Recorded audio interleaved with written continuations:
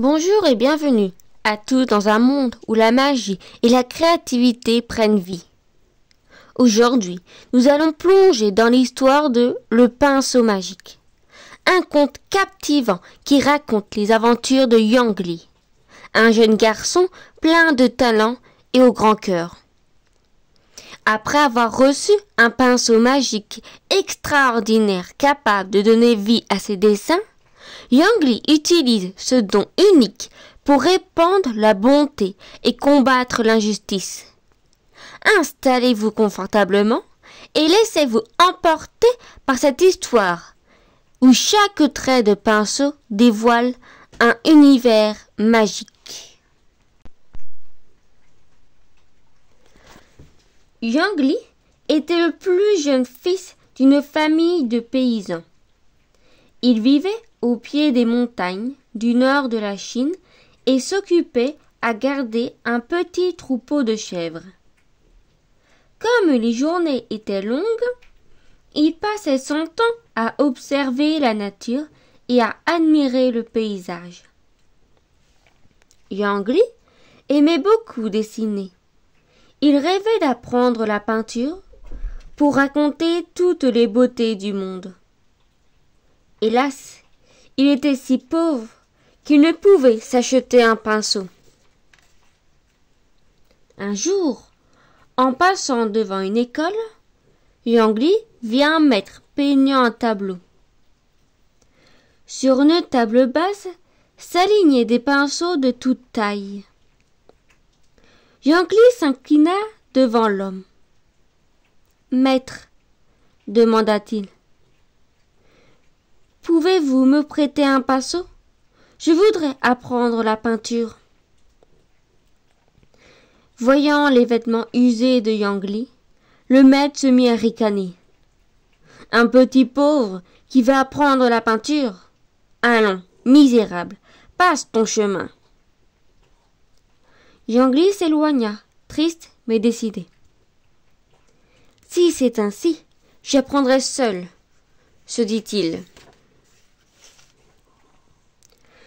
Yang Li se mit à dessiner chaque fois qu'il en avait le temps. Quand il ramassait du bois mort pour en faire des fagots, il dessinait des oiseaux sur le sol avec une brindille.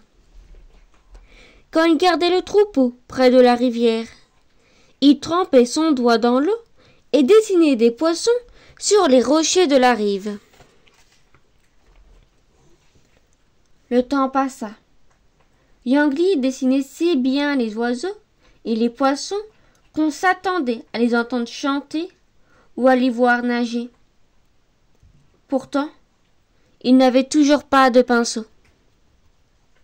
Une nuit, il rêva qu'un homme à la barbe blanche lui tendait un pinceau en disant « Voici un pinceau magique, il est pour toi. » Quand il se réveilla, Yang Li tenait à la main un pinceau aux manches de morbeau. « C'est le même que celui de mon rêve !» s'étonna le jeune garçon. Aussitôt, il peignit un oiseau, et celui-ci s'envola dans les airs. Il peignit ensuite un poisson, qui sauta dans la rivière. Yang Li comprit alors que le vieillard avait raison. Ce pinceau était vraiment magique. Il se mit donc à peindre pour les pauvres du village. Il peignait des charrures, des lampes, du grain, des poules et des cochons. Et chacun repartait avec ce que Yang Li avait créé avec son pinceau magique. Ces prodiges parvinrent aux oreilles de l'empereur. Il fit arrêter Yang Li, ordonna qu'on le jette en prison et s'empara du pinceau magique. L'empereur se mit aussitôt à peindre des sacs d'or. Dès qu'il eut terminé, la montagne de sacs d'or se transforma en un misérable tas de cailloux. Il peignit alors des pierres précieuses. Elles tombèrent en poussière. L'empereur comprit vite que seul le Yang Li pouvait se servir du pinceau magique. Il le fit sortir de sa prison et lui dit: « Tu vas peindre pour moi tout ce que je t'ordonnerai. Pour voir ce dont tu es capable, tu vas d'abord peindre la mer. » Yang Li prit le pinceau magique et, en quelques instants, la mer s'étendit au pied du palais. L'empereur ordonna: « Peins aussi des poissons. » Le pinceau dessina 1000 poissons, qui se mirent à nager dans l'eau transparente. C'était si beau que l'empereur voulut naviguer. « Vite, vite, un bateau !» ordonna-t-il. Le pinceau virevolta et un magnifique navire apparut sur les flots.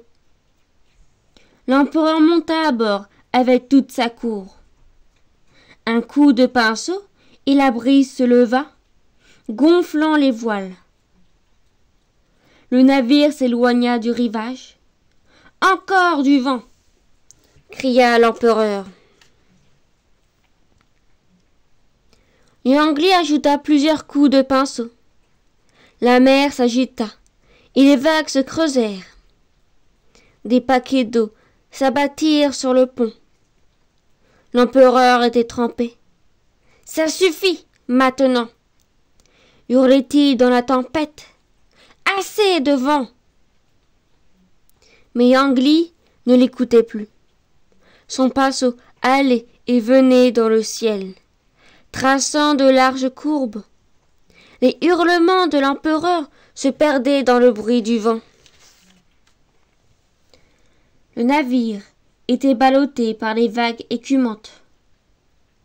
Bientôt il disparut à l'horizon, entraînant avec lui l'empereur et toute sa cour. Yang Li rangea son pinceau magique et la tempête s'apaisa. Il retourna alors dans son village, où il passa le reste de sa vie à peindre pour les pauvres gens. Et voilà, nous arrivons à la fin de notre lecture de Le pinceau magique. À travers cette histoire, nous avons suivi Yang Li dans une aventure extraordinaire, où créativité et courage se sont alliés pour répandre la bonté et faire triompher la justice. Ce conte nous rappelle qu'avec un cœur pur et de l'imagination, il est possible de surmonter l'injustice et d'apporter du bien autour de soi. Si vous avez aimé cette vidéo, n'oubliez pas de mettre un pouce bleu, de laisser un commentaire pour partager vos impressions et surtout de vous abonner à la chaîne.